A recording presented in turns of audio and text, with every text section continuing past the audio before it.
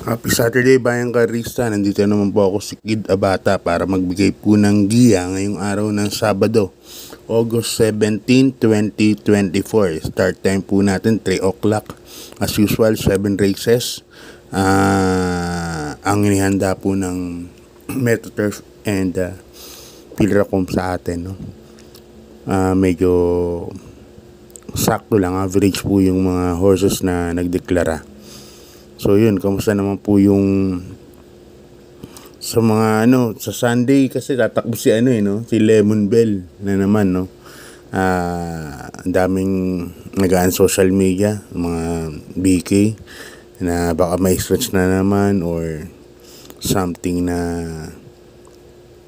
hindi nyo kasi naiintindihan bakit kung bakit ganun po yung nangyayaring ba't na-stretch ang kabayo, kaya hindi naman po intention po ng connections para i-scratch po yun. So yan na, start na po tayo. Race number 1 is a rating base class 5, 6 points to 10 points, split group. Yan, dito may 6 runners po tayo. Ang distansya nga pala ng karir natin is 1,400 meters from races 1 to 7 yan. Isa rin po ng winner take all from races 1 to 7. Okay, dito may 6 runners po tayo. First case ko rito, number 3, Barayong. Sasakyan ni Jackie Aitan Choco. May-ari po si Kaloy Datu. Boss Kaloy Datu. Isang deremate. Singin ko sakto lang po sa kanyang 1,400 meters. Distansya po talaga ni Barayong yan. Kaya para sa akin yan ang first choice ko. Maglalagay po ako ng second choice. Ang second choice ko yung number 5 is Smarty Jazz. Puro malalapit na po ito. Noong nakaraan, nasigundo po ito ng malakas, si Smarty Jazz. Kaya tingin ko ito ang medyo mabigat na, ito ang malapit-lapit na kalaban ni Barayong para sa panalo ng unang karera. Yan, kaya para sa race number 1, ang tip ko numero 3, Barayong, first choice. Second choice ko, number 5. Smarty Jazz. Yan. Lipat na po tayo sa karera numero 2. Isang rating base class 4, 28 points to 33 points. Ito may 7 runners tayo but 6 betting options lang. Umpisa rin po ng pick 6 from races 2 to 7. First case ko po rito, numero 1, Easy Way. Sasakyan ni Jackie KB Hernandez. Ganda yung numero. Nasa numero 1, malamang iunan na iuno to. At alam naman natin, kailangan natin si KB Hernandez na magwaling magpasalida po itong hinete na to. At pag nauna po ito, tingin ko malaki na po ang panalo niya, number 1, Easy Way. Maglalagay po ako ng second choice, yung number 7, American Paria. Nasa kay ni Jackie J. Alcego Jr. Hugando po nanalo nung last race. Nung huling takbo niya, napakainam po ni American Paria. Isa pong imported niya si American Paria.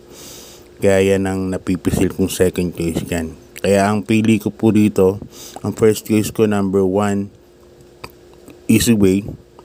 Second choice ko, number 7, American Paria.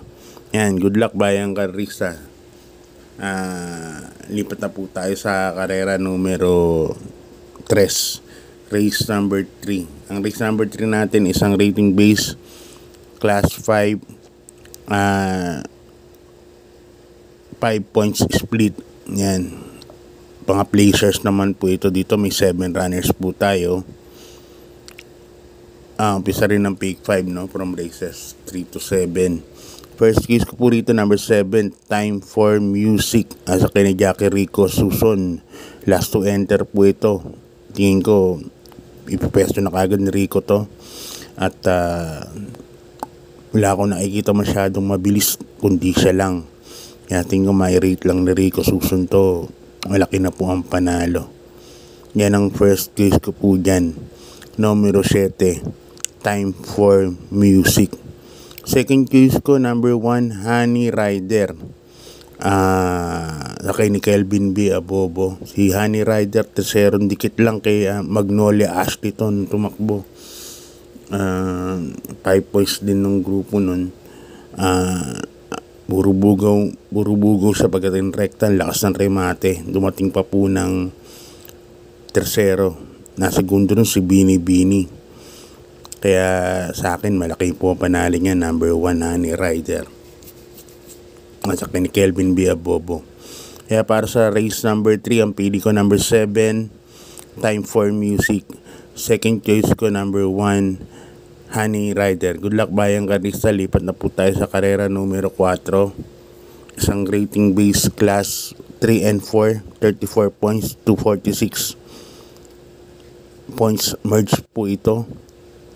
Yan, 1400 meters. Umpisa rin po ng peak 4 from races 4 to 7. Dito may 6 runners po tayo. First case ko number 2, Eurocly Don. Nasa kay ni Jackie G. El Sego Jr.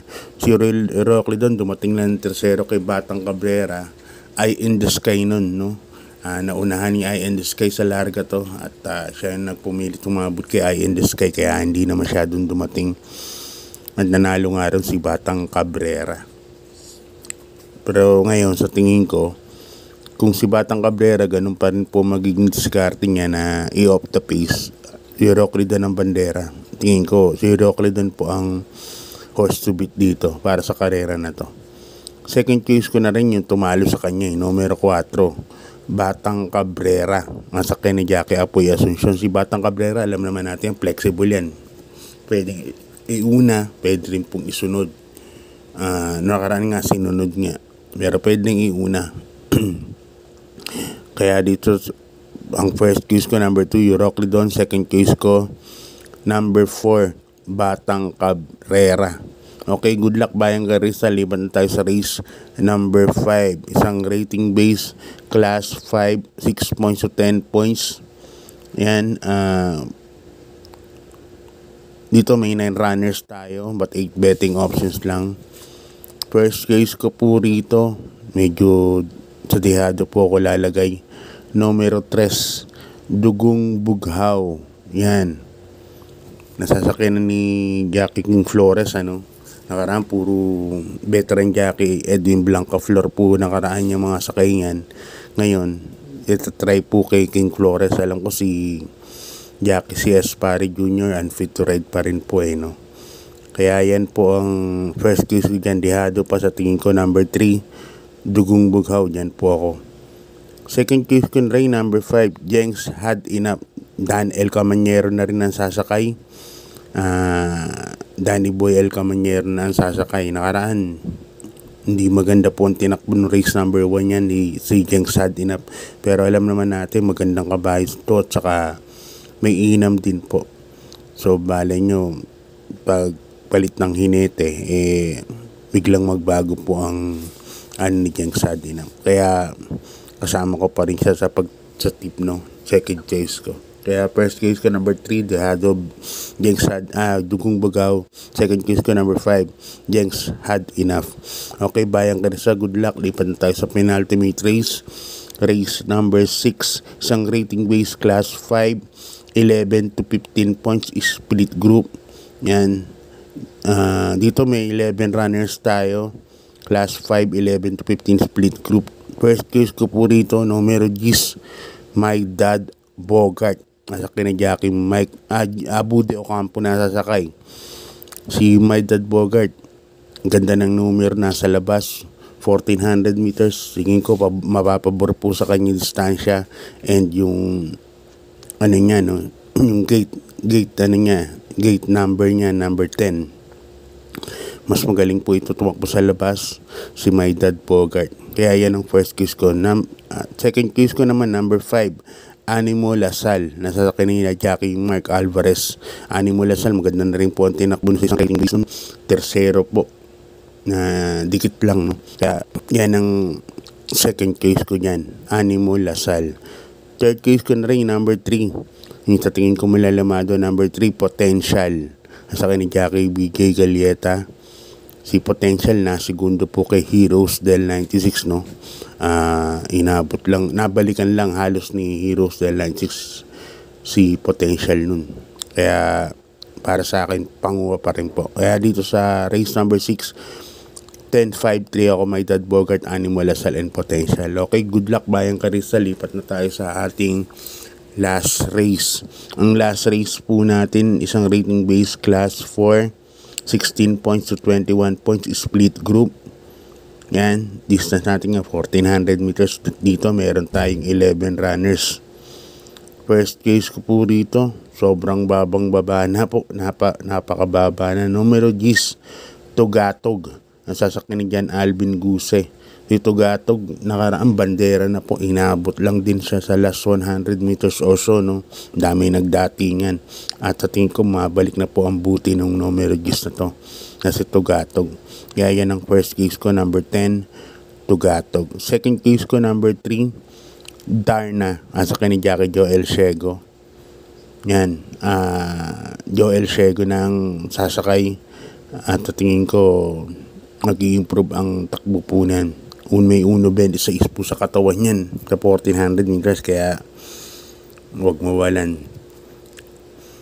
Third case ko na rin yung couple entry na si Cherubim, number 8, and 8A, Say Kills, na sasakyan ng Jackie RM Adona and JM Storke sa pagkakasunod-sunod.